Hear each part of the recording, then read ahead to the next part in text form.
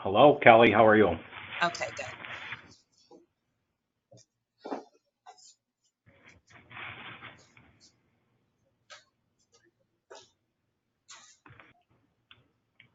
Okay, so This is just a recording device, basically? yeah, we're going to be it's recording right now through Okay. GoToMeeting, Oh, okay. and we will have that information, and then we can download it and give it to you, and Lucy and I will have a copy of it as well. Okay. So in fact, I'm going to sit over here just so we have all of our voices to be heard. I heard both of you clearly. So Okay, great. Good. That's what I wanted to make sure. Okay, so did you check the titles? Yeah, they're both totally free. Okay, good. All right, so if we were looking at chapters of your book, let's start with the chapters. Okay? Yep. So I've got here,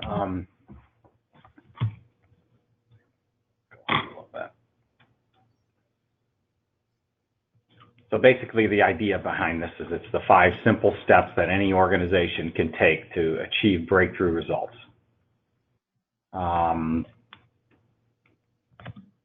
I wrote this positioning statement. That's a marketing statement for myself, so I understand my target is any employee in an organization that's looking to achieve breakthrough results.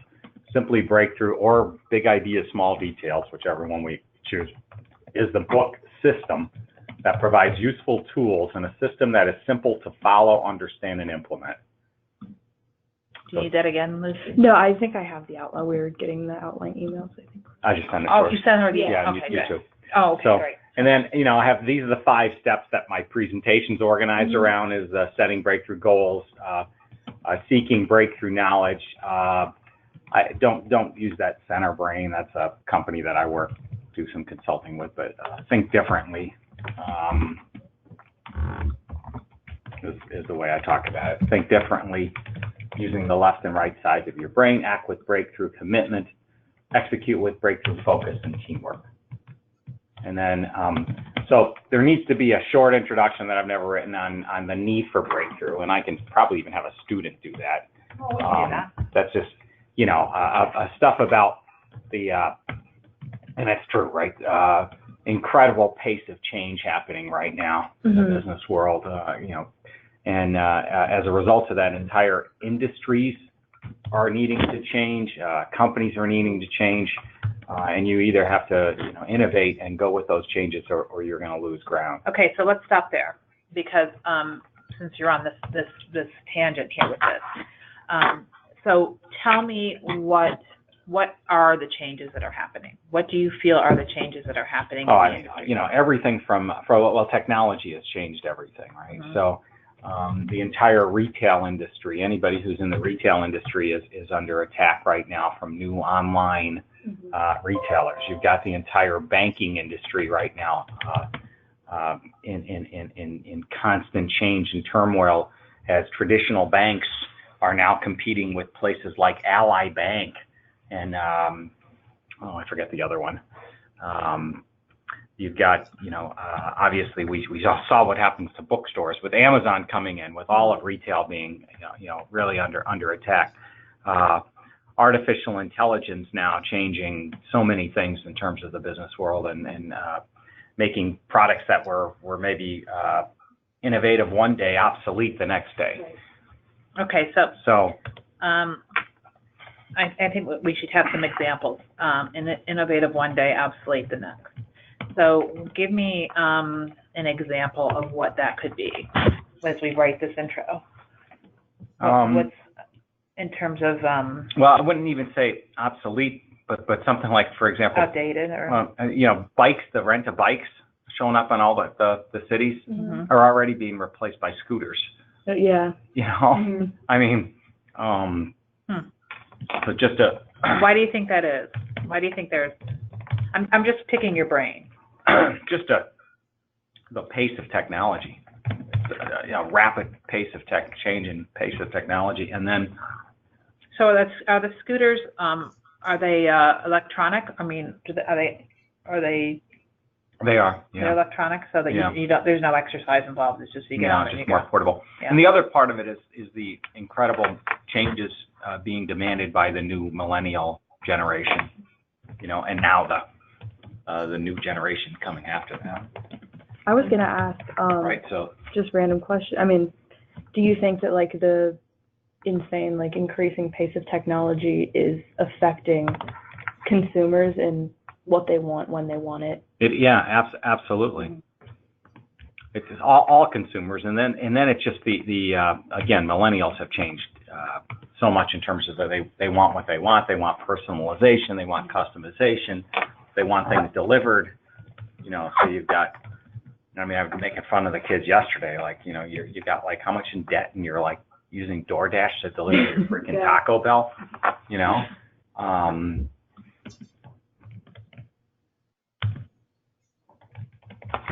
So to survive, so convenience is a huge issue. Like everything is based upon convenience. Convenience, right?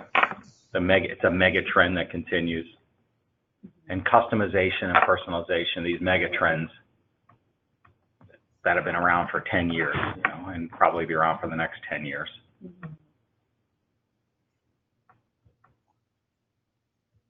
Okay.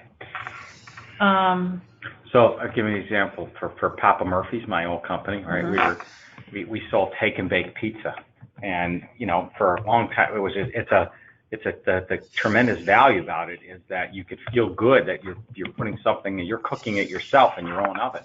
Mm-hmm. Well, just 5 years ago, 10 years ago, they were the only guys. We could say we're the only ones who allow you to do that. Right. Now, I go to my supermarket and I get Simply Fresh and not DiGiorno's. That's more the frozen, but the quality fresh ingredient stuff that's all at the supermarket that the kids are all getting with. I don't get any of those Hello Fresh and Blue Apron. Blue Apron, like that, right? Yeah. So now you're competing with a whole new Right, and that's delivery. new body of competitors, Mm-hmm. or you're also competing with people who want that restaurant quality, but they could order it Right. and have it delivered. Right, and that eliminates a step because you don't have to go pick it up. It goes right to your door. So you have a whole new realm of competitors, and Mm-hmm. you've got to continue to evolve yourself. So if you were to predict what the next best thing is, what would that be? What do you think the next best thing is going to be? Next best thing in which area? Like, you mean just in any area? I mean, well, I think artificial intelligence is I haven't paid a ton of attention to it, but artificial intelligence is what they say is going to change everything now.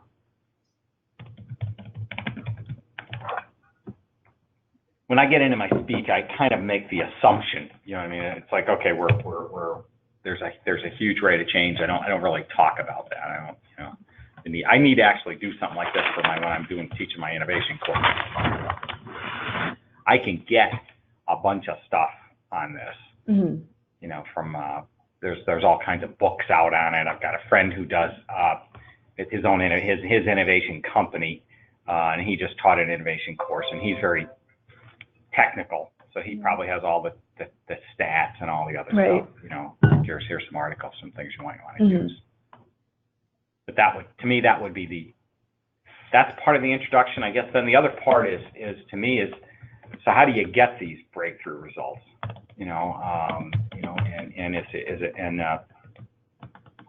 I think a lot of people will try to overcomplicate things, and what I've learned in my career is to how to simplify things, because I don't think it's that difficult.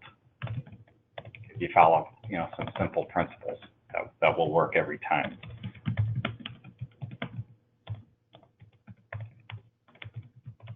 Okay. Anything else you can think of for the intro? How long do you want the intro to be? However long as it needs to be. I never wrote a book. I have no idea. Well, it should be at least a couple pages, I think. Probably, I would say 4 to 5.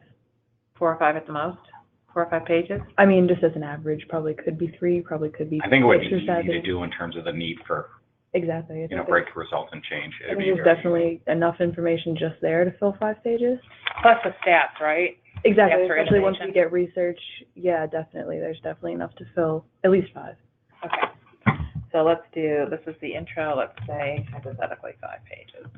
And whatever you get down on paper, I will make it better.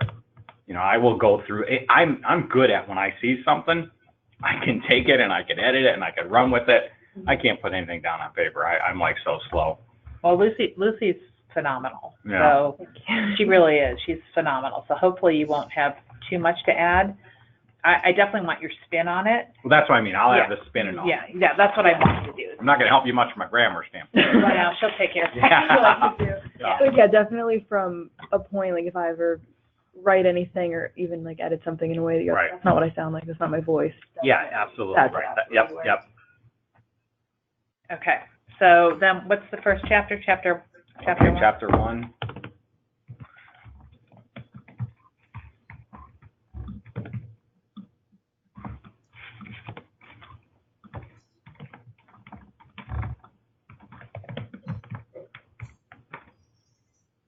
Still on, right?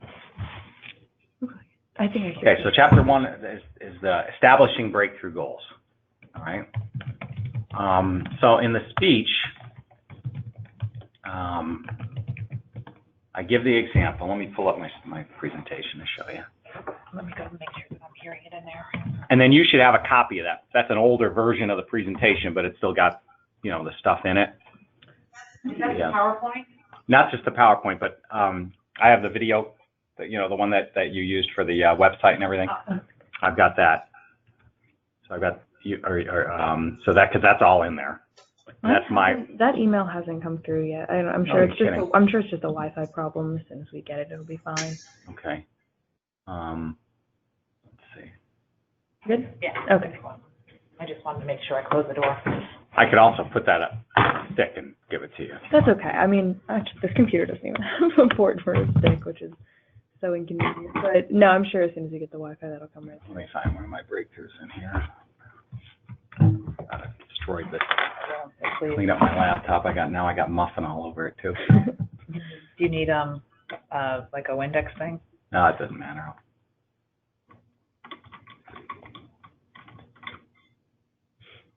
Oh, here, I'll just use this as the version I used it when I went to the Huntington Bank. And I realized that to market on the outside, I don't want to be talking about breakthrough marketing probably, because then I'm limiting myself to people who want marketing. Mm-hmm. But I've called it breakthrough leadership. Okay, yeah. I think So, because everyone's looking for term. leadership. Yeah, definitely. And that way you can still talk about marketing, but make it. now here's another thing. So when I start, I don't actually go, for my presentation, I don't talk, I could have gone the route, I used to go the route of talking about, look at the incredible need for change, you've got to break through, look at all the stuff that's happened. I don't actually do that. When I do my presentation, I start off talking about how competitive the world is. And I talk about the most competitive person I've ever met is my son TJ, and I do a funny story about him when he was a little kid. And, do you want that in the book? I don't know. Should we put that? How does that tie in? Let's see, because this breakthrough, because that's more about the system. So that would probably. So they're probably. No, that I came to as a way of talking about. You don't want to just. So what is breakthrough results? So there it probably is in the introduction. What is breakthrough results? Breakthrough results are about if you're a competitive person, right? You don't want to just beat the competition. You want to crush the competition, right? Because especially with that change of pace and innovation, if you just beat the competition can come right back. And then and as competitive people, if you're reading this book, you're probably a pretty competitive person. Then now I don't know if there's a lot of stuff that of course will be repeated in the book. That'll be from the presentation.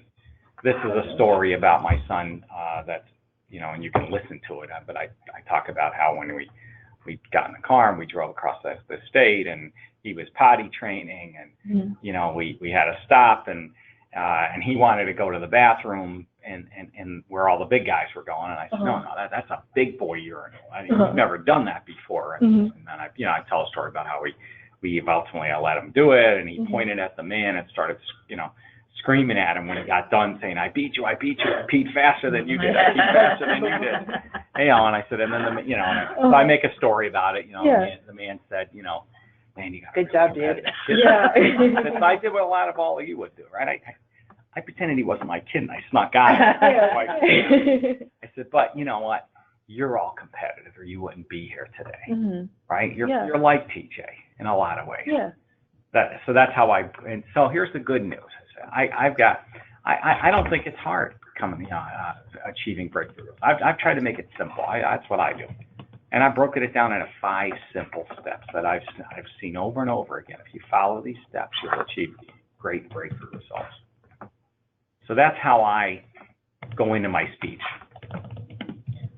I like that. And I think from a writing standpoint, just give us everything that you have right now, like that included, and like if it makes its way in there, if it works. And we should I'll grab so we'll give you the whole, because you may just have, you could see the edited stuff, but it's the whole speech is not on there. No, the whole speech isn't on there. So let me I'll give you a flash drive. Okay. You can put that on your computer so you can see it. So then let's see, go to this. So setting breakthrough goals. So basically, So and this is key as to why do you need to set breakthrough goals, and the idea on this is, and we want to reinforce throughout these 5 kind of breakthrough steps, right? But setting. And that's how the chapters are going to be broken. Are you on a hotspot right now? I hope I'm on mine. I think I'm on mine. Do you want to email me that presentation and I'll print it out? Or do I? You should have it. I probably do, but that's okay. We can email it. Email. You know what? It's too big. That's why. Okay. That's why when I did it, we did it through the stick. But I can do that. I could give you the flag. We could change right now on a flash drive if you need it. Well, I was going to print it out so that in case Lucy wanted to follow it. If you think I'm okay for now. Are you okay? Yeah. All right, For now, okay. I'm good. Yeah. Okay. All right. That's fine. About that. But literally, it just take a minute to put it on a flash drive, and then you can put it on your computers. My computer actually doesn't have a port for a flash drive. Oh, you don't? No, I know. Wow. But I can. Tiny, but Okay. Well, it's okay. okay. I'll print it out for her later. Don't worry about Okay. it, because I have it, but I just want to print it out. as long as we're talking through it and have the recording, I'll Yeah. follow. Okay. Okay. So this is the principle behind it. The action steps you take are directly related to the size of the goal in your head. And I make a big deal about that when I present. I say, look, if you don't remember anything else I say, remember this one thing, because this is so true. I said, it is absolutely true. Let me give you an example. And then I go through and I say, Go back to that one slide. I'm sorry. Directly related to the size of the goal you set. Okay. Go ahead. So basically, if you set a little goal, you're going to take a little action step. If you set a big goal, you're going to take a big action step. An example here is a high jumper, right? I've never been on a track team, but I think after they go over a certain height, they get a chance to go over a leg. They can go up by another half an inch and see if we could beat that. And so, what would you do differently if you're 3 feet out and now you got to go a little higher? What are you going to do differently? And there's no energy in the room, and people are just kind of like, well, what might you really do to get? There's not a lot of options. Maybe you're going to change the angle you approach with. Maybe try and run a little bit faster, right? Get a little more push off of your foot. I don't know what else you can do. But now, what happens if the bar is way up there? It's 30 feet up in the air. 30 feet, it's way up there now. And this is not the NCAA. There's no rules that you have to go by. How are you going to get over that? Yeah. And then pretty naturally out of the audience come the ideas of like, well, get a pole over it. Good, that's good. How about getting a ladder? Yeah, that's a great answer. How about a trampoline? Yeah, that's a great answer. How about knock it down? And I joke, someone always says, "Oh, this guy's violent. Be careful with him." But that's a good answer. Yeah. I said, "How about a jet propulsion pack?" Someone says, "Yeah, that's a good one. A helicopter." And all these things come out, right? But the truth is, you wouldn't have thought of that when you were only asked to go 3 foot 1 inches, right? Because that's not the way brain works. Brains only answer the questions they're asked. That's what a brain does. I don't know anything about brains and brain surgery or anything, but a simple idea. Brain will only answer the questions. If you ask the brain to go 3 foot, it'll tell you how to go 3 foot. It will not tell you how to go 30 feet. If you ask your brain how to improve your sales this year by 1%, It will not tell you how to do it by 25%. It can't do that. So that's the principle behind why you've got to set this big goal, to get your brain to take action. Okay? Then and then I'd probably play up a little. Look, in my experience in business, we constantly started with our goals at the very bottom there. We never really asked the question, what would we do to really break this group? We only asked. We set our goals. What do we think is achievable? Maybe 1 or 2%. 3 feet rather than 30, right? Yeah, those are the types of goals we set. So what do you expect? Why do you expect there to be some huge result? Right. So here's the deal. There's 3 ways I said to set a breakthrough goal. And I've changed talking about this. I used to call it an emotional word picture goal. I call it an inspirational word picture goal. Use inspirational word pictures, redefine the playing field, and then start in the clouds and come down from here. So there's 3 ways to set a big breakthrough goal. This first one, an inspirational word picture goal, that's where you're trying to appeal to people. You're inspiring them by appealing to their heart as well as their head. And I use the example of John F. Kennedy, being one of the very best at that. He was an incredibly inspirational man. And I said, before any of you probably were even born, he set an amazing goal, huge goal for our country. And I bet a lot of you know it. Do you know it? Going to the moon. Yeah. The moon by the end of the decade, right? Isn't that incredible? The Russians were beating us. So at the time, and the Russians were actually beating us with this. And we were afraid that they were going to beat us to the moon. And JFK went on and he gave this incredible speech about landing a man on the moon at the end of the decade. And then I play when I'm in my speech an excerpt from the speech. And he says in it, I believe that this nation should commit itself to achieving it's only 10 seconds, but before this decade is out, of landing a man on the moon and returning him safely to the earth. We choose to go to the moon in this decade and do the other things, not because they are easy. Not because it's easy, so I make it deal because and then this part. Because that goal will serve to organize and measure the best of our energies and skills. So that goal will serve to organize. So I said, can you imagine? He actually got Democrats working with Republicans, working with business people. Almost unimaginable, right? But it happened. It was because of that goal that got everybody working together to achieve this and inspired us. It was an inspirational. We saw a picture of what might happen. And then it was a possibility. Right. It was of the possibility. Stephen Jobs, back in the 1970s, talked about one man, one computer. That was his mission. Someday we're going to have one. Back in the 70s, he's there with Dave Wozniak in his garage working on Apple computer, right? And it's just that back then was insane. It was crazy to think you're going to have 1 million. Computers back then, I don't know. I took a computer math class in high school in 1970s, and we never saw the computer. It was far away. It was this big mysterious thing that was far away, and we used punch cards and entered data that went to the computer, and then a week later they came back with results on that we had a hard time interpreting, and I don't think I did well on that class. I remember that. That's why, and I talk right. Yeah. But back then that was very inspirational. It was inspirational word picture goal. He gave people and inspire them by saying this is what the future might look like. He gave them that vision. And I said, now it's crazy. Look, I got my computer here. I got one on my wrist. I got one here that I'm using. But back then it was a pretty big goal. It was an inspirational word picture goal. Then and then I talk about, depending on the group, I talk about, particularly when I do leadership, I use this one. It especially works well with salespeople. My first job was in sales with the Owens Corning fiberglass company. I was with a group of a bunch of young 21 to 25-year-olds first starting out in their career.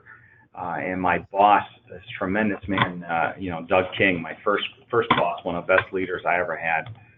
And I could remember him sitting around the conference table with us and motivating us, telling us, look, I want you all to get so close to your top 10 customers that one of them is going to invite you over to their house for Thanksgiving dinner. Mm-hmm. Now, I don't know if he was being literal. I don't think he was being literal about, I want you to go to Thanksgiving dinner with your customer. Right. But he gave us a picture and a vision. We understood now. We can see how close we needed to become to those customers. And you know, that resulted in our taking action steps to get close to those customers and, you know, taking them out to ball games and getting to know them and their families. And eventually my biggest customer, I wound up the best man at his wedding, you know, and I knew, while it wasn't Thanksgiving dinner, that's what he was looking for. And it was because he inspired me and I understood what he wanted. That's an inspirational word picture goal. You know, you could say something like, I want to double the strength of the relationship with my project team. All right. Well, you know what? How do you double the I don't know what doubling the relationship means, but I know that's a lot. It means I got to be a lot closer to them. Right. I can't just dictate to them how we're going to do things. I'm going to have to get to know them. I need to know their goals. I need to understand, how does this project affect them? I need to understand how can I position them favorably with their bosses, right? But I'm going to have to do things differently, whether it's my project team or I'll use double the relationship with my staff, mm-hmm. right? So that's some examples of how you set these inspirational word pictures goals. The second one, which I've done throughout my career, and I've used this over and over again, is redefining the playing field. And I say, you see, you get to choose where you want to play it, you know, and when I give the speech, I talk about, you know, you can, would you rather play at the local high school here, you know, Athens High School or whatever, or would you rather go to down the road here to Ohio Stadium, where Ohio State plays, and there's 110,000 people in the stands, right? It'd probably be a lot more fun playing in front of 110,000 people. Well, the same thing in business. We get to choose our playing field. And let me give you an example of that. Crest toothpaste. For years, right, they're a pretty large brand, huge brand, you know, and for years, they would set incremental goals about growing their toothpaste share. Let's grow it 0.5% again this year. It's a big business, so 0.5 point is a lot of growth. But one year, you know, a new CMO comes into that business or a new brand manager, and he establishes a big breakthrough goal and says, you know what, we're going to redefine our playing field. We're going to go from being a tooth care company to an oral care company. And that broadens that business, and then it just explodes as they introduce spin brushes and dental flosses and whitening strips and mouthwashes, right? And the Crest brand has grown exponentially, and, you know, been a key contributor to the growth of Procter & Gamble stock over the years. I worked for... hang on one second. I'm sorry, Tom. We might need to get some stats for that. Definitely. Okay. And do you remember what year that was, Tom? No. Okay. I don't know when they... And I don't know that they absolutely said we're going to... I've watched them do that. They didn't. Right. I don't know if they're on record saying we're going to go being from a tooth care, but that's what they did. Right. And we can see when they started selling spin brushes, new products. Right, yeah, exactly, and sort of narrow it down a little bit. Right. And then so at Elmer's. So that could be a story in this too, you know. Right. So I joined the Elmer's company. I was recruited to Elmer's back in 1999, and I had some experience working with Crayola crayons years ago.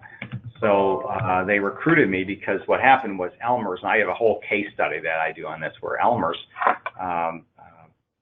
was part of a big conglomerate named the Borden Company. Borden was a huge conglomerate that manufactured a number of different brands, ranging from Wise potato chips, Classico spaghetti sauce, Cracker Jacks, Borden Dairy Group that had made milk and ice cream. They had I think their pasta was Muller's, Muller, Muller's pasta. They had Borden condensed milk for baking. And then they had they had a huge chemical company and a wallpaper company. There was this huge conglomerate. And back in the late 1990s, the big leverage buyout company, KKR, KKR, Colbert, Kravis, Roberts, KKR, big company. They bought. It was the company was failing. Right? Their sales were failing, profits were failing. So KKR bought them and realized that the company would be worth more if they broke it off into smaller companies. Who wanted this big company? Mm-hmm. So they broke it up into smaller companies and then sold it. Well, one of the companies they decided to form was the Elmer's Glue Company. So they formed Elmer's Glue, which was this great iconic brand, but it didn't get a lot of attention. And they said, we're going to form our own company, and we're going to try and grow this and then sell it. So they assigned a leadership team to manage that business. Mm-hmm. And as that leadership was coming together, Elmer's had heard about my experience I was in Columbus where they were located. They heard about through one of my neighbors who was in charge of sales there. They heard about my expertise in that area, brought me in to talk to them. And then the next thing you know, I became one of the owners of the company. And I wrote out the biggest check I ever wrote out in my life and got a loan and all with the goal of growing Elmer's Glue and selling it, the company. And, I don't use this. I use this maybe sometimes in my class. Because I do this as another class with a case study, but I talk about how, and it's true, my minister, I'll never forget my minister mm-hmm. saying, Tom, do you know what you're doing here? Everybody uses Elmer's Glue. How are you going to grow it? Right? Because we literally had almost a 90% share of the glue market in the United States. Wow. How are you going to grow it? Well, the way we were going to grow it is we're going to move from being a glue company to an arts and crafts company. Mm-hmm. And then I show how we went from glue to arts and crafts. And we launched, and we actually won Toy of the Year 5 years wow. in a row with great, really incredible, innovative products like 3D paint pens and squeeze and brush paints where we put the paint in the brush. Oh, yeah. Paint-tastics, which we launched in one Toy of the Year in 2006, I think, where it was an instant drying paint. So you can, inside of a paintbrush. Go Paint, which was the first ever that you could actually paint it would only work on that particular surface. Mm-hmm. A Dream Designer, a kit for little girls, and then all kinds of different glitter. Oh, yeah, I had all of stuff. that. Yeah. Mm-hmm. So that was and I talk about how we grew the company. We sold it in 2004 mm-hmm. and made a ton of money. I don't get into that. I can get in more details in a book, right? On definitely, something like that. Yeah, that I don't get in a speech. I just say we went from glue to arts and crafts, but we could talk about that. Should definitely be. We sold it in so 2004. give us a little bit more details with that. So in 2004, it was sold to a private company named Berwyn, a family, very wealthy family out of Philadelphia. Okay. How many stakeholders were the original investors? I don't know. I always say around 12. That they gave the opportunity to buy in. There were a lot more people in the company, but I think there was probably maybe 12, 15 who had a stake in it. And so what did the market share increase from 90% to something else? Or no, the growth came from all these new areas. So, but what was your so for Elmer's Glue, you were at the 90% tier, but where were you in arts and crafts? So I don't know. We didn't have that number. Okay. Mm-hmm. I actually, when I teach a class, I talk about, okay, let's set a goal. We should make a goal of what we want to be out of the total arts and crafts out of that, Mm-hmm. But I make up a number because I don't know it. We didn't have anything that tracked that. Mm-hmm. Who was your competition back then for arts and crafts? Crayola and Rose Art were the two big ones.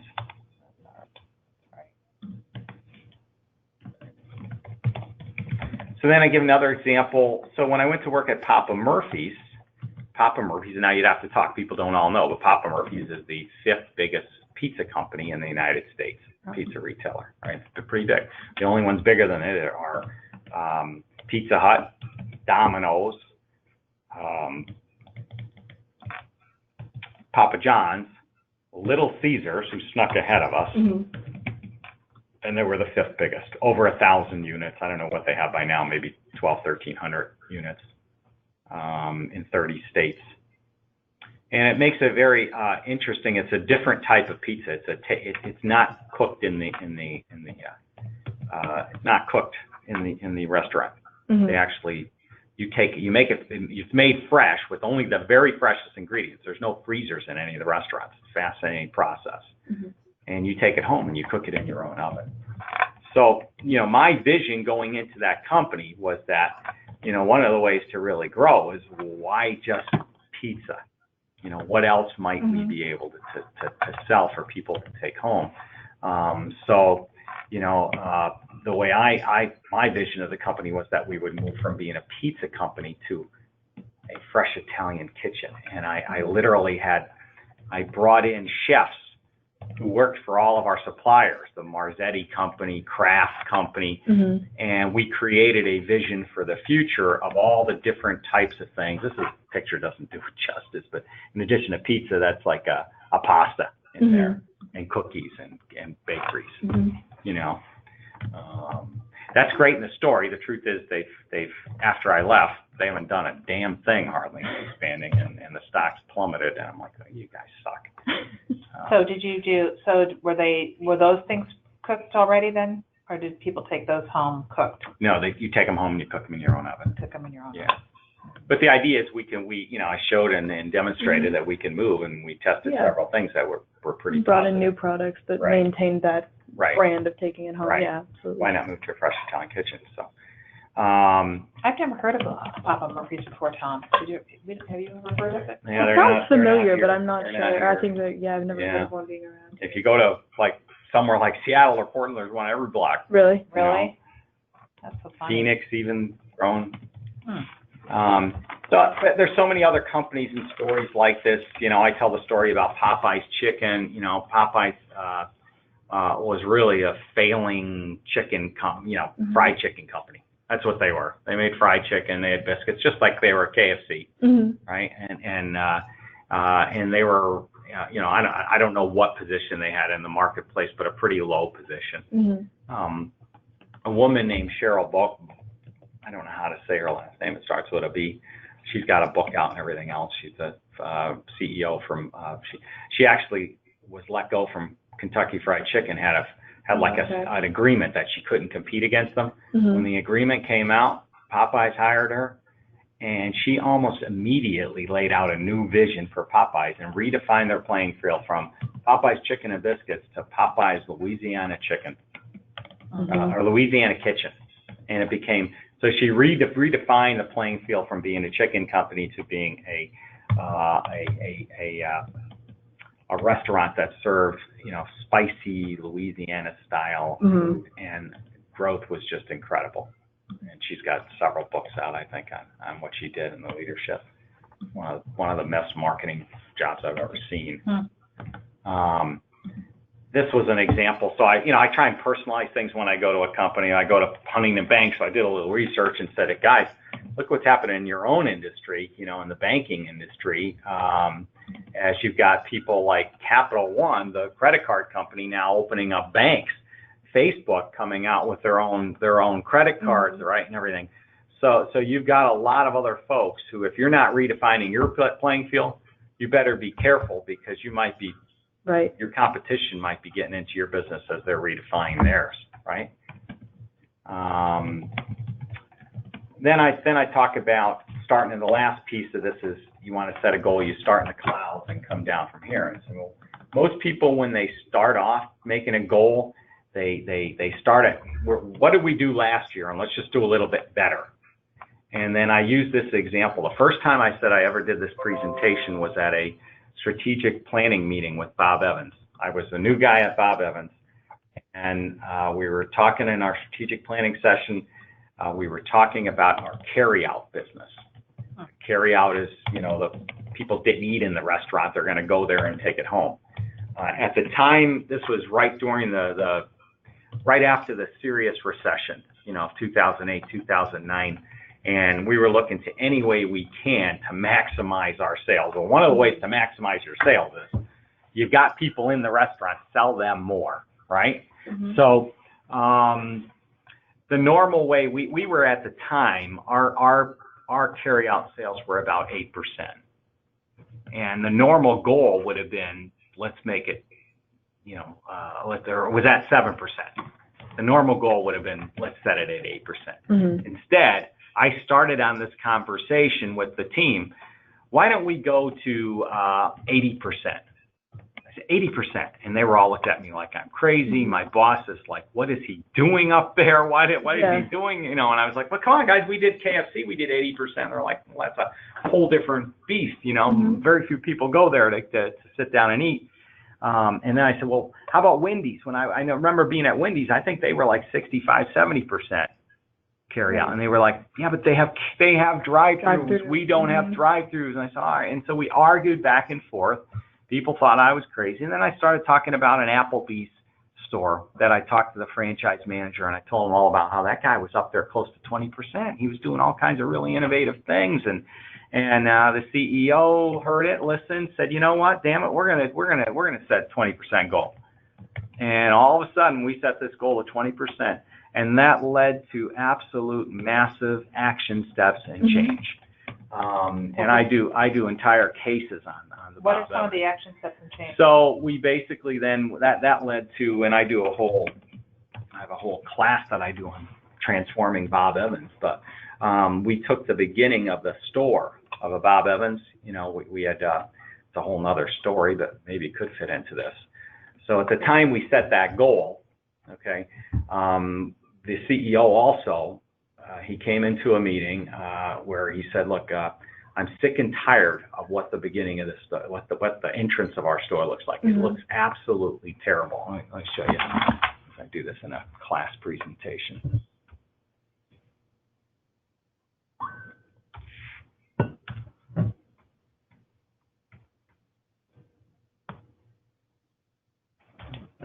I feel like I'm really low.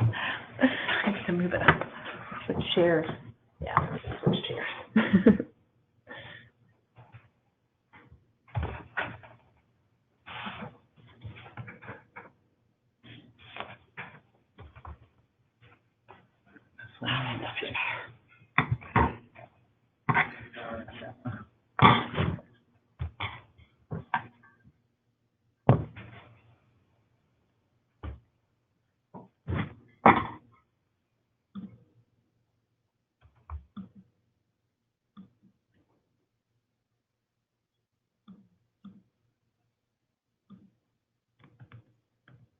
Are we allowed to put pictures in there? In the book? Yeah, whatever you want to use. So, so I talked about here, this is from my branding. When I do this in class, I talk about branding presentation. Bob Evans was a brand that really needed a refresh. Yeah. And the CEO came into one of our executive meetings, and he was really upset because he had been to a Bob Evans over the weekend with his family and said, "I'm embarrassed by the way the front of that store looks like. In fact, it looks like this. These are some of the pictures of what it used to look like." I remember that. What happened was when some of them still look like that, right? No, not anymore. Really? When Cracker Barrel came to Cracker Barrel was coming to Ohio, the Bob Evans team said, "Well, we could do what they're doing. We'll have our own general store." They called it the Corner Cupboard. Only while Cracker Barrel's was very uniform and really professionally done, ours was not. Ours was all over the place. And I show these are literally pictures of just a hodgepodge of products. Melissa and Doug puzzles and pencils with erasers that look like spiders, and books on horses, and water bottle glasses shaped like footballs, and picture frames, and little jewelry things, and here you got reading glasses for older people, little cards, little jewelry things, candles, right? No rhyme, no reason, all these little cars and trinkets for kids, Dora the Explorer. I said none of that said anything about the brand. Right. So when he did this, and he asked, "I want someone to clean this up." Everybody got quiet except for me. I raised my hand and I said, "I'd like to do that." And afterward, my boss was not happy with me. It's like, "What are you doing? That's operations job. why did you volunteer? I said, well, because I saw it as an opportunity to not just to fix that area, but to fix the brand. Right, to market the. So then that's a whole other thing. I go into a whole thing on branding that's probably outside of the scope of what this is about, why and how to fix a brand. But what it resulted in was forming a team and then coming back with options. And I have a whole nother presentation on those options. I have the one that I presented to the board, and we actually chose an option, which was to change the front of that store and redo the store to enhance our carryout sales. And what that led to was taking action steps, which included redoing the store and reinventing it. Well, here, I'll go back to that one. I'll show you what the new store was looking like.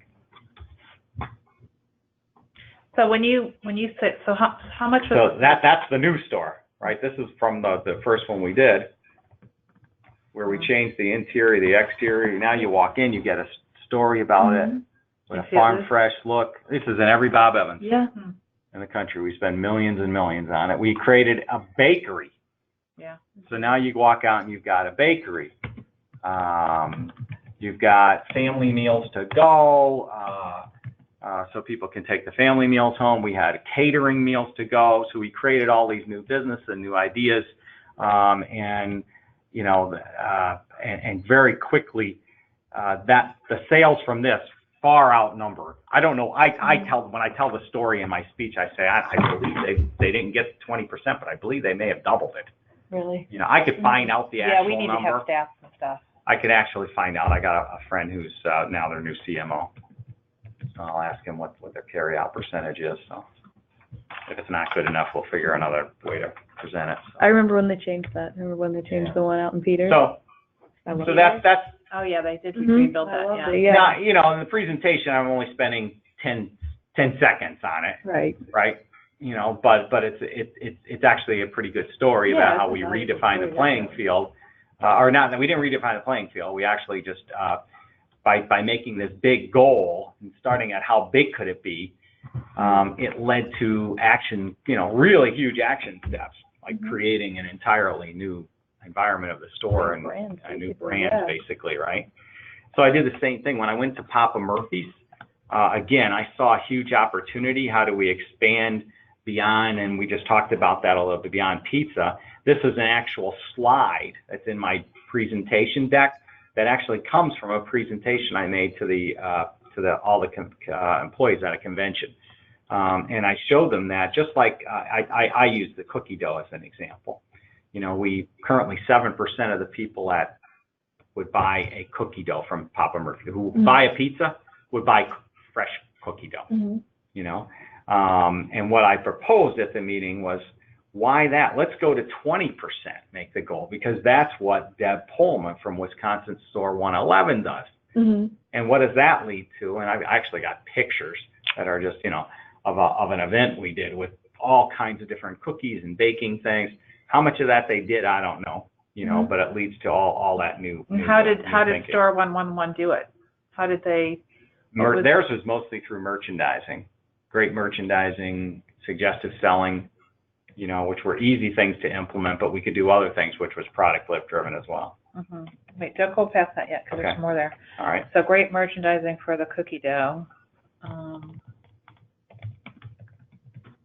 And then how did California 284, what is the AOS? Is that the pizza?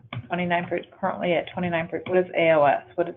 Oh, that's all other sales. That's just a category that had non-pizza and not sales, but other things. So how did? I never use those as an example. They just happen to be in the thing. Okay. What about the salads that went from currently at 7%, but that's what this guy was selling, 32. I don't remember, to be honest with you. We also were coming out with a whole new line of salads. I don't know what they did with that. I should call them and do some consulting for them. Well, I'm just saying that those are really good stories, because those are the so you're looking at the company as a whole that is doing something very singularly, and then you've got these people out there saying, well, wait, I want to do it better than what the company's doing, and this is how I'm going to do it. So, thinking outside the box, and doing that vision of one computer, one man. Right. Right. It's different, but they were doing that in essence in their own little stores, in their own units. So what were they doing differently? So if you could find out, those would be good. I got to find the franchisee in Phoenix. Let me try and find him, because he's the one who actually is just killing all the competition. So let me try and see if I can find that.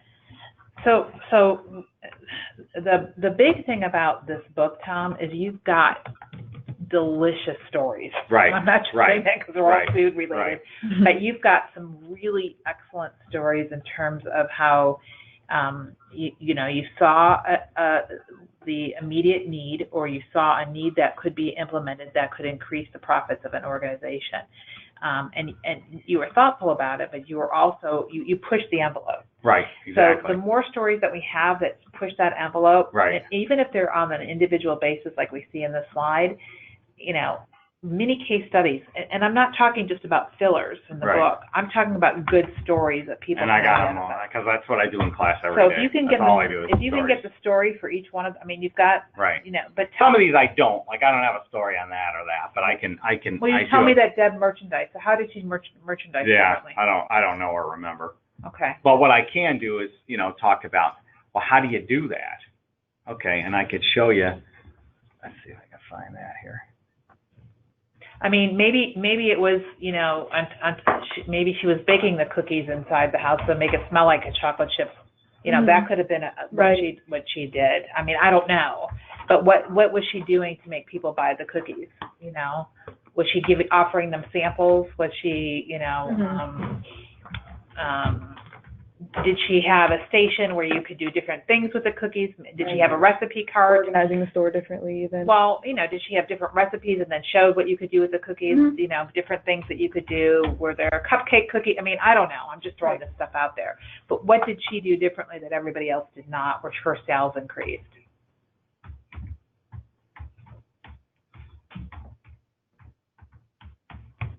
Keep eyeing the clock, because at 3 o'clock we have to stop it and then start a new one. Oh, is it only last? Well, it takes too long to download. Here's this is my board presentation before I left, and in that, no, that's not it. No, that's a different one. Darn, I got so much crap. Sounds like she would be a good source to have in there. Yeah, this one is.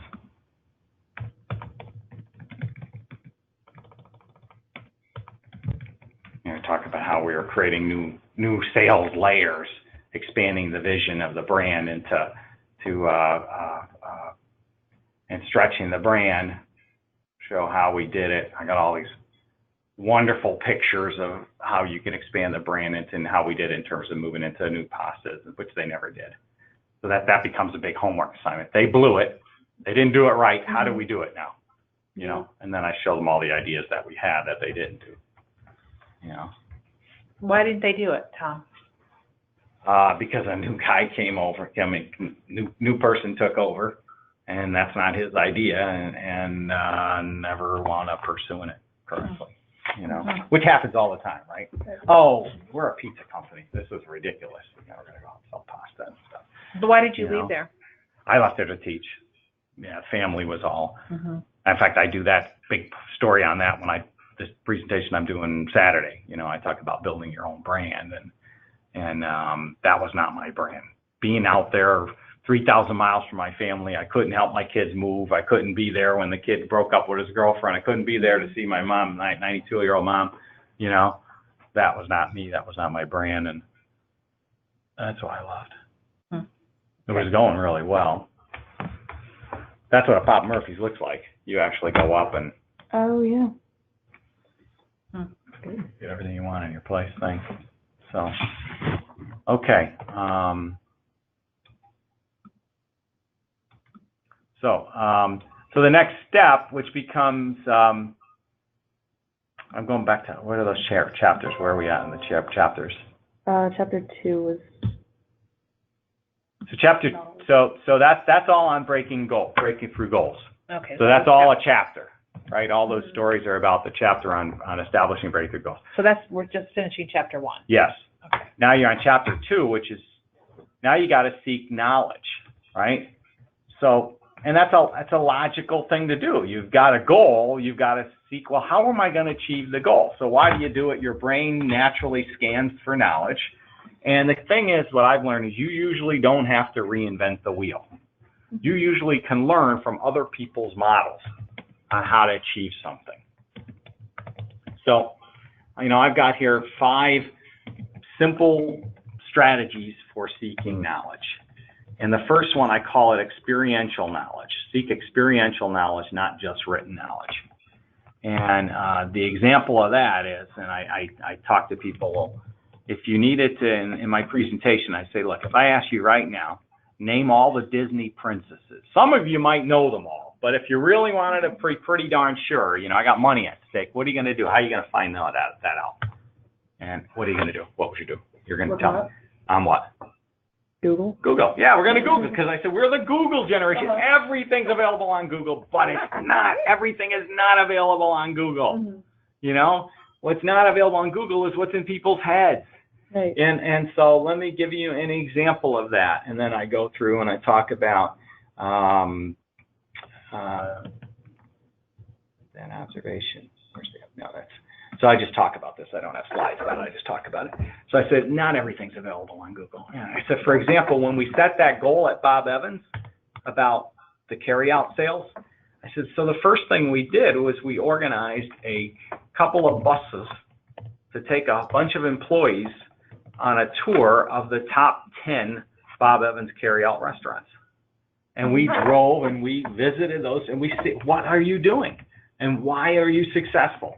And we learned, I made up a name, I don't remember the lady's name, but a lady from Louisville, Kentucky, one of our stores, she told us and taught us so much about carryout, that things that we just didn't know about, how problems the customer was having and how she solved them, and she had tremendous ideas and thoughts. I couldn't get that through Googling. I only got that. We got that through the experience of talking to people about it and learning. Can you be more specific with that? Do you remember specifically what she was doing? No. I don't know how much of that is my exaggerating it for the story, In fact, the other day we were playing a thing, I was like, okay, so which of the things that I say the kids did were actually true in the story and which are an exaggeration? I do remember we did a tour in that there were some people who were really helpful. That's probably the extent of it. Do you remember any people that were on the bus with you that might remember that you could talk to and interview? I can ask him, but yeah, I don't know. Add that to your list of things. Okay, a long time ago. That's important. Yeah, those kind of details. Right, I have stats written a couple times, sources written a couple times, to try to find something to corroborate or specify. Don't you think, Liz, that those would be important? Absolutely, yeah. If you could find, the idea itself would work alone, I think, just, that certain locations just had the knowledge and the experience to be able to make that side of business succeed, but I think that would definitely work better with somebody saying, oh, yeah, I remember that. This is what she said. This is what she did that was different from everybody else. Because the story is not going to be impactful unless you have the details that go along with it that have made the impact. Does that make sense to you? So you have to have those details. Otherwise, it's just going to be fluff. So the more detailed we are about a scenario. Some of them I will, some I won't, because it's a long time ago. Like when I get into the next story about observation, I can talk about what we did and how we did it. Okay. Just keep that in the forefront of your mind, especially as you traverse through your Rolodex and think about the people that you've encountered. Oh, yeah, she was on. I'm going to just pop in a quick note to her and see if she remembers any details from that experience. And because you're writing a book, and just, hopefully her memory is, or his memory or whatever that is good, and they're giving you. Maybe they'll trigger some things that you didn't. Yeah. Sure. Right. So then I talk about how you need to seek your knowledge inside and outside of a company and industry. So the example here is when we wanted to learn about paint, when we said we wanted to get in the arts and crafts business and we wanted to be in the kids' paint business, we organized a trip to Sherwin-Williams up in Cleveland. It was only a couple hours away. They knew all about paints and pigments, and we had a really productive session where their R&D people talked to our R&D people and gave them ideas and instruction about paints. I'm surprised Right? that you do that. Oh, they weren't competitor with us. We talked to them about industrial adhesives because we weren't in that business. Right. And we had so you'd be surprised that what I'd say is helpful. You'd be surprised about the people who would be willing to sit with you and talk with you, and they may even be outside your industry. The next really key point here is, I don't really talk about this in the speech, but seek the knowledge holders, not just the position holders. I talked about, it doesn't matter how, what their title is. You're looking for the people who actually have the knowledge. The woman in Louisville a lot of the people who talked to us when we did that carry-out tour weren't necessarily the general manager of the store. They were employees who worked behind the counter who were so knowledgeable. And then the last one I make a big deal about. I say, look, seek knowledge through observation. In my career, I've learned that probably one of the best ways to get knowledge and one of the cheapest ways is observation. I said, now, in marketing, you can pay companies. There are companies called, they're ethnographers. And you can pay them, and they will you pay them a lot of money, and they'll observe for you. They'll go out, and they'll do research in people's homes and everything. I said, but you don't have to do that. You can do it yourself. And I give the example of Bob Evans again. So again, we had that big goal of Bob Evans. We want to increase our carryout sales. So one of the first things I did was I went over to the Bob Evans on Post Road in Dublin, Ohio. And I said, can I stand behind your counter and watch people as they're going through? And I watched people for an afternoon going through the carrot line. And I saw some of the problems that they had. But the big learning came when one woman came and said, can I have some soup, please? I'd like some soup to go. And I watched them, and we packaged up the soup for her, and I said, ma'am, I got to ask you a question. I said, you're different than everybody who's been here. Everybody here today, they didn't eat here. They're coming, and they're getting some food, and they're going home, and they're going to eat. You already ate your dinner, and now you're getting soup. I don't understand. She said, well, first of all, your chicken noodle soup is really good, what you did. It's really good chicken noodle soup. But, I like to buy this, and I take it home, and then, my kid can come home after school, and this is a great home-cooked meal that they could eat. Or I may just say, this might be our dinner for tomorrow night. Yeah. I thought, wow, that's pretty interesting. I actually, at the time, was in my process of moving from Louisville, where I was vice president of KFC, to back to Columbus. And I didn't have a house yet. I was in an apartment by myself. So I thought, well, I'm going to take some chicken noodle home. Yeah. And I took some home the second night. And I said, I don't know if I really did, but I said, I took some more home the third night. And then on the fourth day, I said, I went in the office, and I do this in my presentation. I talk about it in class, and that's one of the things I'm not exaggerating about. I literally walked in, and I talked to my product manager, Lauren Seckel, and I said, she was the product manager for carryout, and I said, Lauren, I want to sell chicken noodle soup for $5. And I literally got a piece of paper on our desk that said $5, soup to go. And I said, well, let's do this. I know we don't have a lot of money or anything, but we'll put it between the salt peppers and the salt pepper on the table, and we'll sell it. It only costs like a couple of bucks. And it's really easy. The soup is in wells near the counter, and they just got to get it, put it, And I said, we don't do anything without, now, this doesn't go in my speech. I just talk about how successful it was, and stuff. But when I talk about it in class, I talk about the expanded story, which is, we don't do anything without test marketing it at Bob Evans. So when I went into our restaurant executive meeting and I said, look, I'd like to sell soup, $5 soup to go. They all were just like, nobody was really too interested, and everybody thought it was a pretty small idea. And oh yeah, they didn't really make fun of it, but I said, they kind of made fun of me a little bit, like a big idea, Tom, soup to go, And but they let me test it since it wasn't going to cost any money. And then about a month later, or 2 months later, We went into another one of our restaurant executive meetings, and the CEO was upset because we were not going to make our numbers for the year. Mm-hmm. We were on a fiscal year that ended in April. Okay. And he said, look, we're cutting the spending for the year, Mm-hmm. but I still want to make the numbers. Mm-hmm. What can we do? Who's got some ideas on things we can do? And everybody, of course, what are you going to do when you don't have any spending? Right. Everybody got really quiet, except for me. I raised my hand. Good to go. Yeah. I said, I got an idea. And everybody's looking at me like, soup to go. I said, yeah, do you remember? What's that? I said, well, do you remember I was here and I told you about this idea about selling soup for $5? Mm-hmm. I said, well, we put it in a test. And it's in 10 stores, just 10 stores for 10 days. Mm-hmm. And, we're selling 10 quarts a day. Well, 10 quarts times $5 is $50. It's all incremental sales. Yeah. All incremental. People were already eating. They already ate. Now they're going to buy this. $50 a day times 7, that's $350 a day, a week. That's a 1% sales gain. In the restaurant business, that's huge Mm-hmm. for no cost.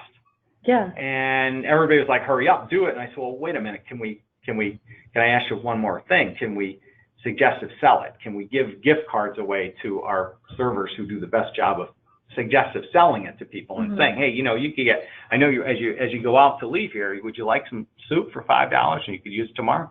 Well, we never did sell 10. I said some stores sold as much as 40, 50, 60 of these quarts a day.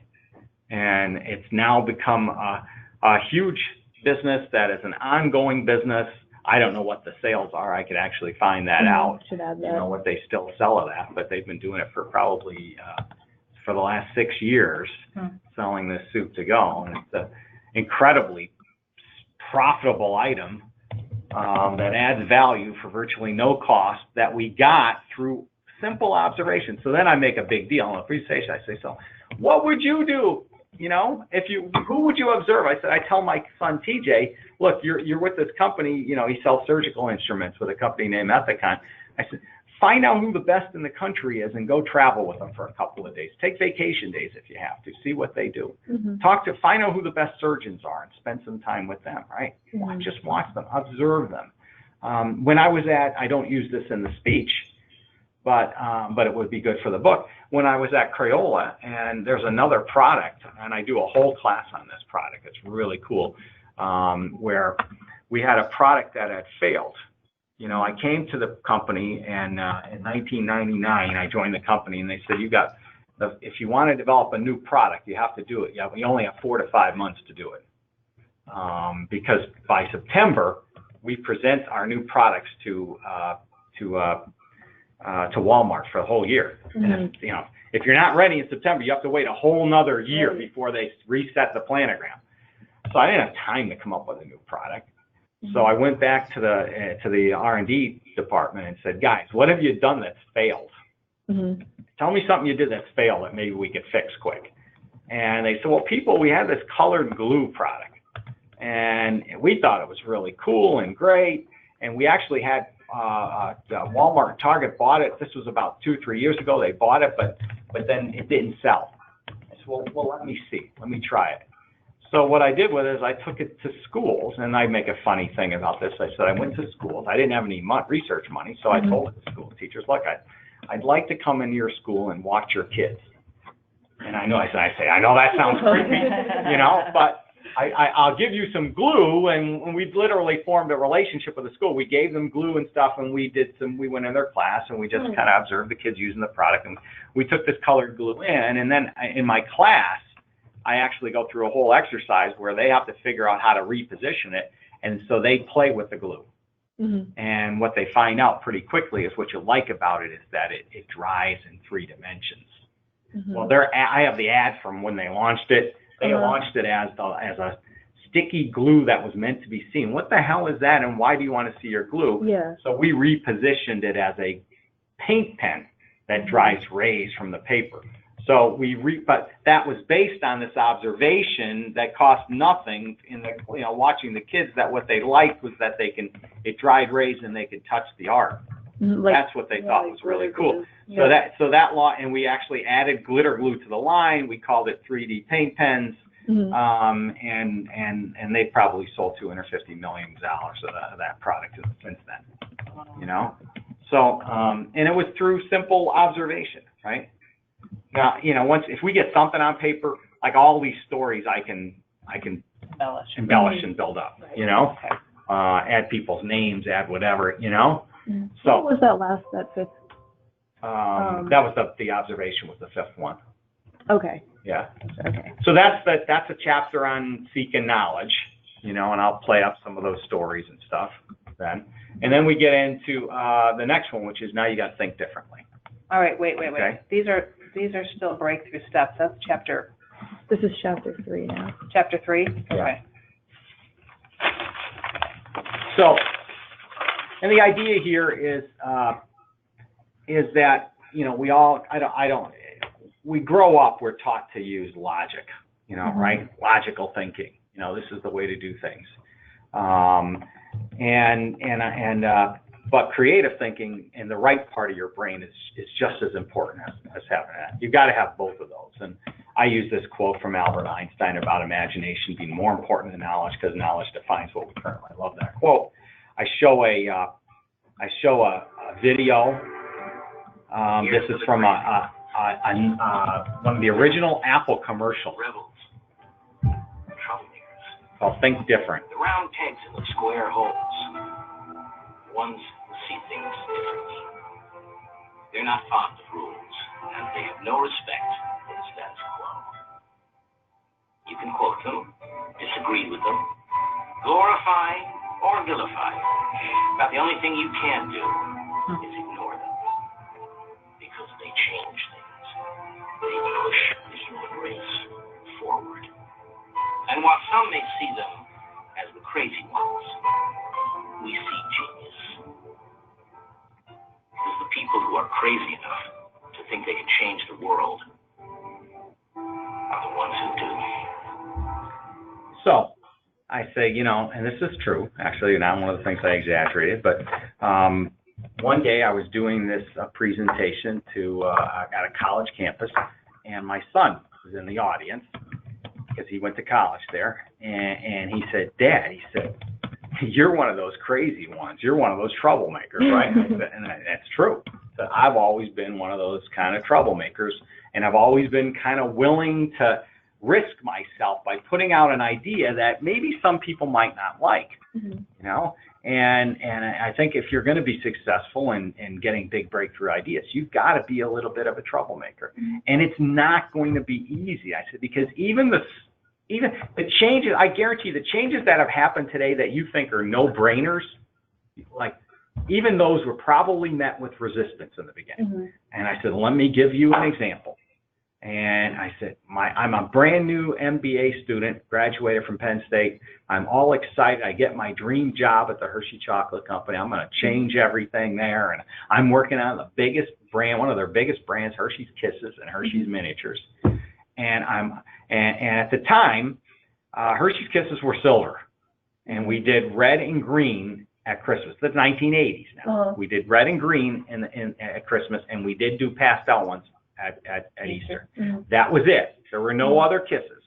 Yeah. And the miniatures, the little Hershey bar and Mr. Good bar and Special Dark and all the the Hershey with almonds, no seasonal packages on those. Nothing. So I very quickly went to work. Oh my God, we could do so much with this brand. And I had a couple of $1,000 that I had an incremental fund that I was in charge of the spending. So I spent a little bit on some packaging. Some of it I did myself. I did it pretty inexpensively, and I created a whole bunch of different packages and laid out a plan and a vision. Look, I went to my director Leah and said, Leah, look at all the things we can do with this brand. I said, we can with Kisses. Why don't we do red, silver, and blue ones in the summer? And, at that, we can launch it next summer. There's going to be, you got the 4th of July, but you also have, you have the Memorial Day, and you have, it's an election day. It's an election year, so we can do a big PR event where we have a truckload of them at the Republican, another one at the Democratic convention. We'll make a really big deal. I said, because we've done research, and what people really like is they just want an excuse to put something in their dish. Oh yeah, we use decoration. And then I said, in the fall we could do the colors of the fall foliage and everything else. Now I know there's problems. It's not all easy because you've got to figure out all the operational things and not produce too many so that the next season you're stuck with them, right? But we could do, pink ones or for Valentine's Day. We could do other flavors. We could do the same thing with miniatures. And I mocked up all the miniature case bags to say, and you know what she did? I said, she literally grabbed one of the bags after she was listening to me and slammed it on her desk and said, knock it off. Knock it off. Stop. I sold this man at leadership team on a plan that said we're going to do 1% growth the next 3 years. And I don't need you broadcasting all these ideas. So that, I'm not saying I was smart or a genius to say, let's do these different things. Anybody can figure that out. We should do that.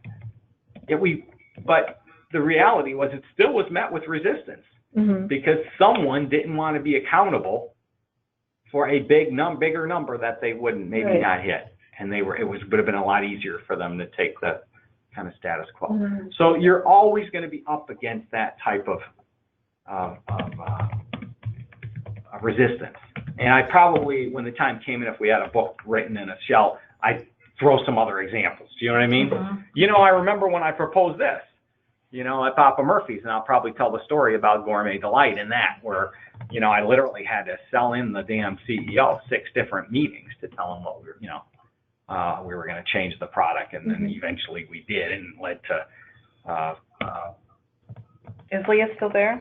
No, she's gone a long time. Because they've got every kind of flavor in her. She's gone a long dark, time. Yeah, light. You can get whatever you want. Yeah, the pretzel one. I think I have a pack in my purse. And then let's talk about creativity. I said, I'm not an expert on creativity, but people have told me all the times I'm creative. I said, but the most creative person I ever met was my son, Brett. And it's a picture of him and my wife. And I tell a story about how when I worked at Elmer's, we had a plant in Toronto, Canada. My wife these are a picture of my 4 kids that she took to Toronto with her. And I said they were in the art museum. Kids aren't too thrilled with an art museum. So they had a room to watch the kids, and they had a bunch of college kids watching them, and the parents could go looking at the art and so forth.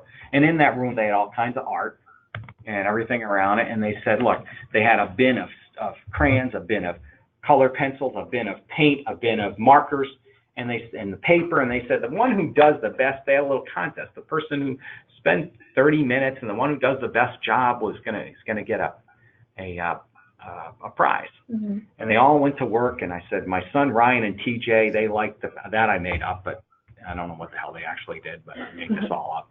But they drew a Picasso. That's not their Picasso. I can't find what they did, but it was terrible. And my daughter Jenna, and this is true, my daughter Jenna, even at that young age, loved Monet. She had a book about Monet that my wife, and in fact, they went to France last year, went to Monet's garden. And I literally found the video of her saying, no, someday my mommy's going to take me there, from when she was like 6 or something. So is that cool? Yeah. But she loved Monet, and I talked about how she made this. Her drawing was her Monet thing was terrible. It was awful. But Brett, he looked around. I said, he's the smallest one in the room, and he's like, how am I going to beat my big brothers and sister and all these other people? What can I do that I can recreate better than they did? And then I pull out. Every time I do it, I lose it, and I make another one where I draw it. He did an exit. Yeah. And I said, and you know what? I said, these people were flabbergasted. They couldn't believe it because no one had ever done this. But technically, that is, and he said, that's way better than your sister's Monet, and everything, and you win the prize. And I said, Brett still thinks that way. And I told a story about how in my presentation, I do this. I talk about how we played the game Cranium, and one of the questions was find something in the room with moving parts. And at the time, we had a 23-year-old dog, Mickey, and Brett didn't even hesitate. He just grabbed Mickey and put him on the desk. And our family, you're not supposed to fight in that game. It actually was invented as a family game that you can't possibly have arguments about, and not my family. We argued for 30 minutes on whether that should count. And so we called our good friend, Mr. Greenberg, and said, should this count? And he was like, absolutely, man. It was a moving part. Yeah. It's good. And I said, and Brett still thinks that way. He's a cybersecurity engineer. He's in the right field,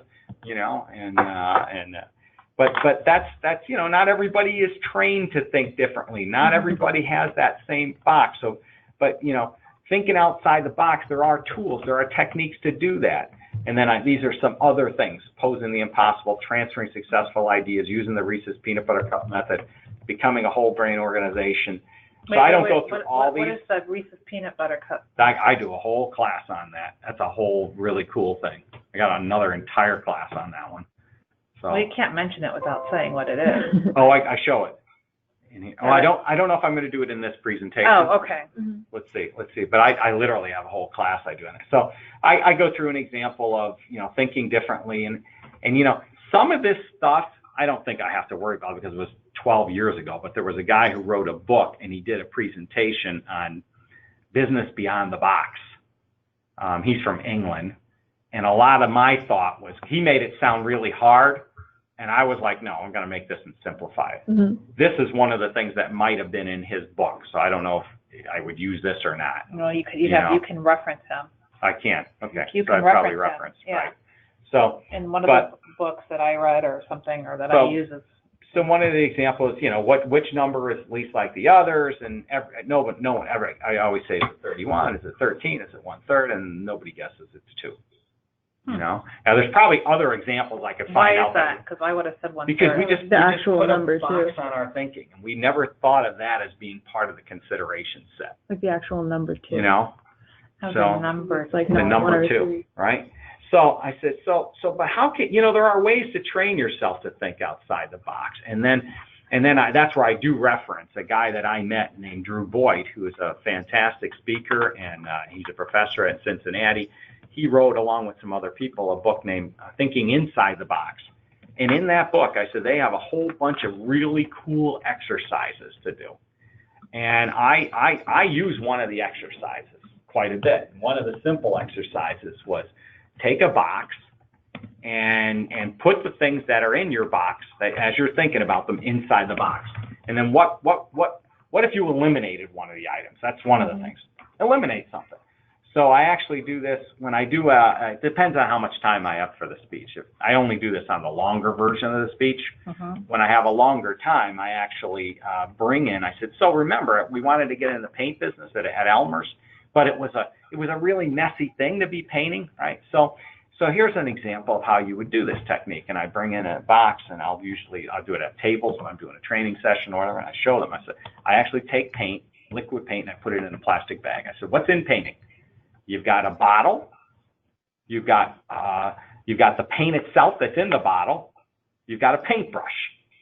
Sometimes you might have a cup or something that you have to pour from the bottle into that. Okay, I don't know. But what if our goal is to make it less messy. But this is what painting is. So, normally when I first went to make painting less messy, and I paid a bunch of engineers a bunch of money, they all tried to make the bristles thicker. Or they try to make the bottle less spill-proof. Well, what if we eliminated one of these things? What would you do?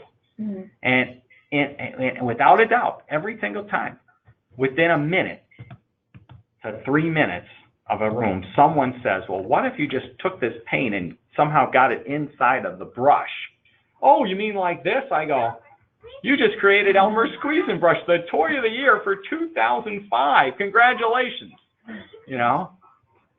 But it's pretty cool. It's actually a technique that works. I don't have it in the presentation, but I do another one where I say, now, what if you wanted to make it less messy? Still, what's another problem? It's still kind of. Could you walk out of here if you painted something? They're like, no, why? It's dry. Okay, well, let's make it faster. Dry. What can we do to fix that problem? Now, let's see. You said we've got paint and we've got a brush. That's all we have left. Well, one of the other things that this guy says is, what if you play the game where you got to replace one of the things in there? So let's say we're going to make, for the interest of time, we got to replace the paint. What are we going to replace it in here? And it's got to work with this and with this brush, and it's got to dry instantly. What are we going to do? What could you replace it with? There's only 2 of you, but can you come up with what would you do? What do you have to replace the paint with? You got a brush, and it's got paint in it, and now you got to put something in it, some other liquid in it that's going to dry instantly. That's going to dry instantly. Nail polish remover? A lot of people, some people say nail polish. Not bad. Nail polish? What's even simpler than that? What the hell do you write with? A pen. Yeah. What's in the pen? Ink. Yeah. So what if we put ink inside it? Yeah. And you know what? There's no definition of paint. There's no legal definition. You know what? And I show them the pen and we use it, and it's like, it works just like painting, only we call it Paintastics, the first instant drying paint. Wow. And it's an awesome product. Everybody loves that product. Really? Yeah. And so, that's another example, right, of using that method. Another way to do it, to think creatively and differently, is I tell people, I made a whole career on doing this, just transferring ideas from one area. I saw somewhere else and bring it to my area. This is one of my favorite examples is a product called Color Wonder from Crayola. They came out with it after I was there, and it is just a tremendous product, revolutionized. Little kids could not use markers. The smallest kids who really wanted it in preschool or really wanted it, they couldn't because they'd still get it on themselves on the walls. So Crayola comes up with this product named Color Wonder, and I show it work. It doesn't work on your own skin. It doesn't work on your clothes. It's just a special ink that interacts with a special paper. Brilliant, right? Well, I did a great job with paint, right? We got the squeeze and brush and the Paintastics, but I can't give those to a 4-year-old unless I could come up with something that is instant, like not only instant drying, but it only works on a certain paper. That was a saving grace in my house. So what do? I go out and I literally went through and I hired the guys who had the patent on Color Wonder from when they worked at Crayola. They now are out of Crayola and doing their own consulting business, and I hired them and I said, look, find another way to do this. You got a patent. We did it once before. Find another way. And they did it, and we created Elmer's Go Paint, and I showed a commercial for that,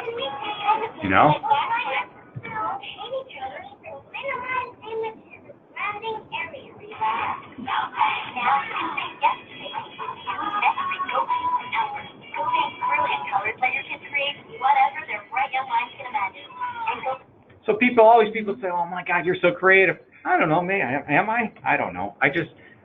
Some of the things I do is I'm transferring from one idea place to another business. They give you, I could give you 1,000 examples of this. Another example, I went to work for Papa Murphy's, and the first week there, they had a promotion. I went to Subway.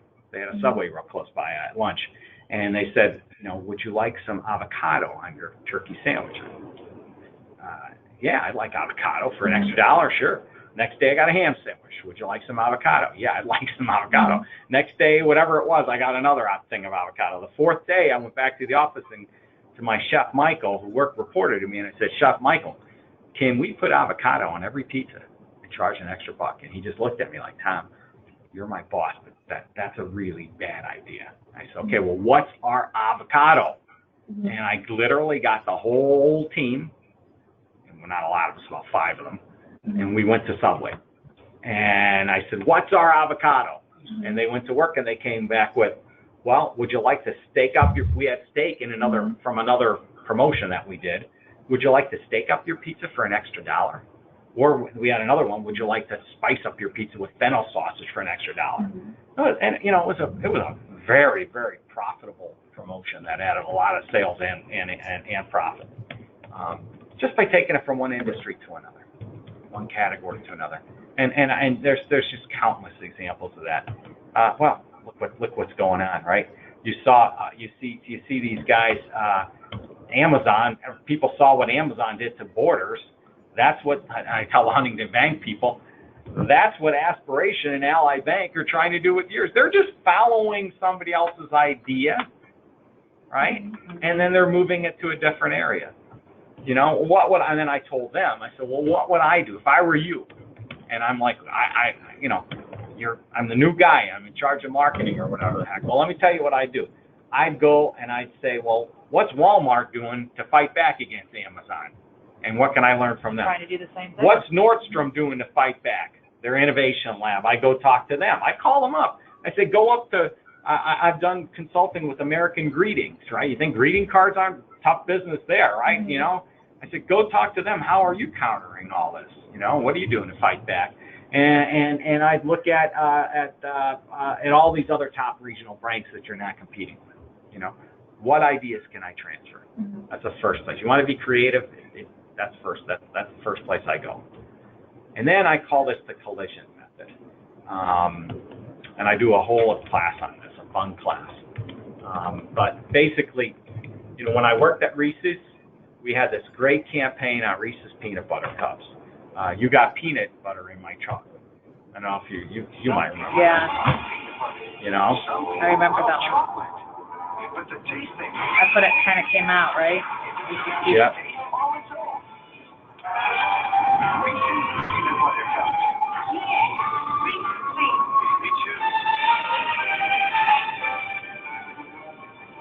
Milk chocolate and creamy peanut butter. So this whole, I started thinking, this whole idea, and we had a whole other commercial. We had another commercial where the guy's walking down the street with peanut butter, and the girl bumps him with their chocolate. I was like, who walks down the street with peanut butter? But it was a very effective campaign. And besides that, though, isn't it true that usually if you look at a lot of the ideas, that they're just two things you never thought about putting together? So I thought, well, what if we could put them together in a strategic way? And so I've done a ton of, I don't know how many times I've hired people to do brainstorming for me, you know, and it's expensive. I paid a lot of money to do ideation sessions, ranging from, you know, on the low end, $15,000 to $30,000 to I've paid companies $350,000 to do ideation work. And you know what? I realized this is stupid. It's just, it's not that hard. You just have to know how to create these collisions, and you want to do it about things that are strategic to you. That's the things that are important to you. So let me give you an example at Elmer's. How do I create collisions in a strategic way for Elmer's, trying to grow it from glue to arts and crafts? We knew we wanted to get in. I do a case at the beginning of classes. We wanted to get in the paint business. We wanted to get in creative kits. So here's just with creative kits the example. So what should I cross? Well, I teach my students that, you know, you need to focus on the consumer needs. So what is the consumer needs in arts and crafts? Okay? Mom tells you I want things that are easy, mess-free, quick drying, personalizing, learning, things that'll teach my kids, you know.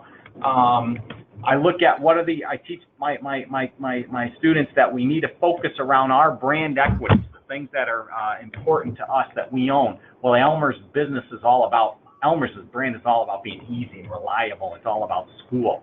We need to focus on different segments. The key part of strategy, one of the most important part, are what are the different segments you might be able to go after and target. Well, we have at Elmer's, we've got boys, girls, preschoolers, teachers, adult crafters. And I teach, if we're defining our segments, we want to get into more than that. We want to understand them. What's their lifestyle about? Or we want to understand the occasions they use their products. Sports, science, castles, fashion, friends, letters. And this is one I threw in that I thought about on my own years ago. I thought, well, maybe there's some hidden equity in the brand. There's ways that the brand is used that we don't usually talk about it, but maybe we could do more in that. Well, with Elmer's, it's used to create things, to decorate things. It's used to build things, right? It's used to fix things and make 3D. So then I actually do an entire class where people just randomly... Here's the password, sorry. Welcome, guest. Okay. So people randomly mix and match. And we go on boards, and you can create, like for this one here, a creative kit that you build and personalize that's easy for girls, that's got fashion in it. How about the Dream Designer Fashion Shop or the Hannah Montana set? You know? Or creative kits that educate, that are easy, that are fun for preschoolers. And preschoolers like animals. How about Elmer's Kinder Ready products, right? Creative kits that you educate that are easy and fun for boys that have science in it, because boys love science. How about the Disgusting Science Kit, the Bill Nye the Science Guy kit, the Mythbusters of Elmer's kits. So, you know, but the idea is it's not that hard to create big ideas that if you do it in a strategic way. And this can work in any category. I don't have the other examples. Depending on what I'm doing, I actually have examples from restaurants and other things. that I do. right, let's so I stop. call it the collision method. The collision. Okay, Yep. well, we're gonna stop right now, and then let me go and turn it off, because it'll take too long Oh, to sounds good. I download. got to use the restroom Okay, too. So. and then we'll start another session, okay? Okay, sounds good. I- Oh, geez, how the hell am I down to 10% battery? I thought I charged this damn thing. Jeez. I'm not going outside to get my charger now, huh?